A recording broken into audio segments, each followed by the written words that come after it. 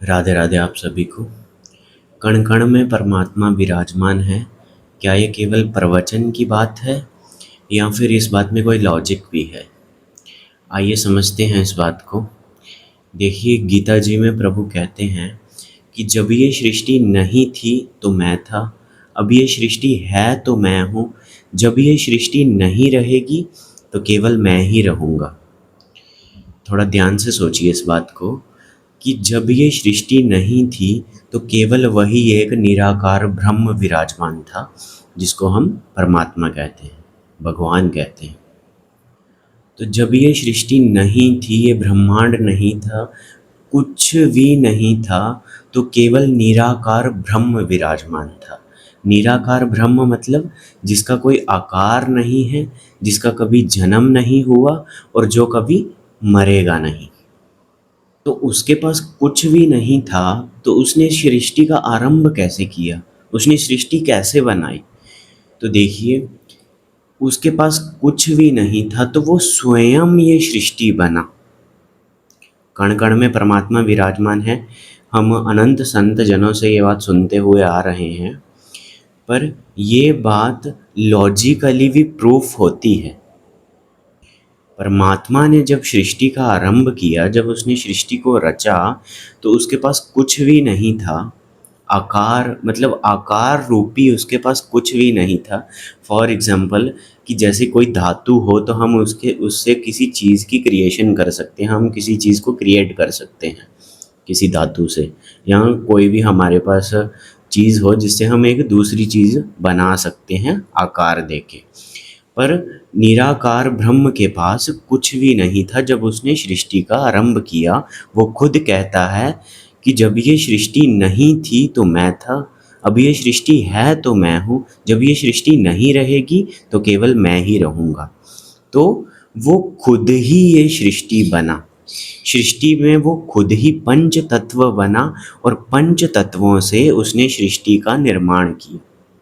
पंच तत्वों से ही सृष्टि का निर्माण हुआ और खुद से ही उसने ब्रह्मा जी को रचा, खुद से ही अनंत देवी देवताओं को रचा, खुद से ही देवों को रचा, जैसे पवन देव, अग्निदेव, वरुण देव, सृष्टि का लालन पालन करने के लिए। अब वो खुद ही ये सब कुछ बना है, चाहे वो लिविंग थिंग है, चाहे वो नॉन लिविंग थिंग है। तो इसी से ये प्रूफ हो जाता है कि कण कण में परमात्मा विराजमान है। ये केवल एक कहने मात्र की बात नहीं है या केवल एक प्रवचन की बात नहीं है कि सुन ली बस अच्छा है। ये एक लॉजिकली बात है। कण कण में परमात्मा विराजमान है ही। इसीलिए कहते हैं कि हमें केवल परमात्मा का चिंतन करना चाहिए सदैव, हमेशा ही उसका चिंतन हमें करते ही रहना चाहिए। क्योंकि अगर हमारा साथ उसने किसी मुसीबत में देना होगा तो उसको किसी व्यक्ति की तरह कहीं से चल के नहीं आना पड़ेगा, वो सभी के अंदर विराजमान है। पंच तत्वों द्वारा रचित जो हमें देह प्राप्त हुई है, इसमें वही है, इसके कण कण में वही है, क्योंकि पंच तत्व निराकार ब्रह्म ही है और अंदर बसी आत्मा भी निराकार ब्रह्म है।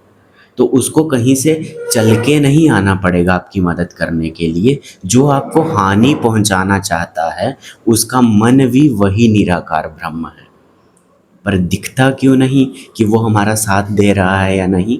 क्योंकि अभी तक हम सरेंडर नहीं हुए। अभी तक हम सोचते हैं कि मेरे अंदर सामर्थ्य है, मैं उसको रोक लूँगा, मैं उसको खुद ही रोक लूँगा। ये जो देह अभिमान है, जब तक ये नष्ट नहीं होगा तो उभर के नहीं आएगा। परमात्मा उभर के आपके सामने नहीं आएगा। देह अभिमान नष्ट हो जाएगा तो आप जब खुद को सरेंडर फील करोगे, मतलब आप खुद को जब सरेंडर कर दोगे कि अब मुझसे नहीं होता।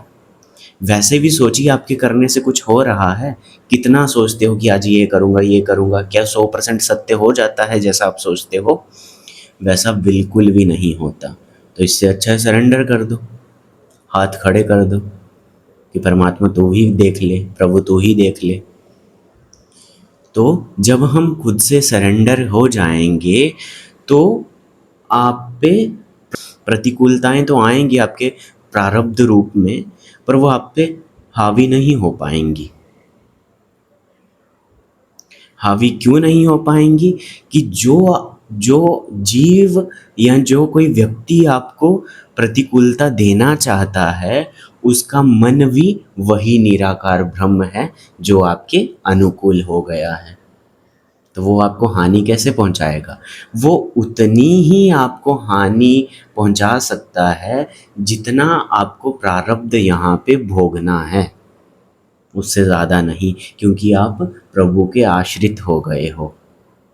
और कण कण में परमात्मा विराजमान है, ये एक सटीक सत्य बात है, 100% सत्य बात है। ये केवल प्रवचन या कहने सुनने की बात नहीं है, 100% सत्य बात है, क्योंकि सृष्टि वही निराकार ब्रह्म ही बना है।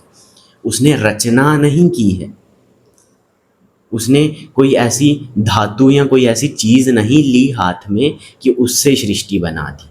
वो खुद ही सृष्टि बना है, इसीलिए कण कण में परमात्मा विराजमान है। ये एक सत्य और सटीक बात है। समस्त वैष्णव जनों की जय हो। राधे राधे।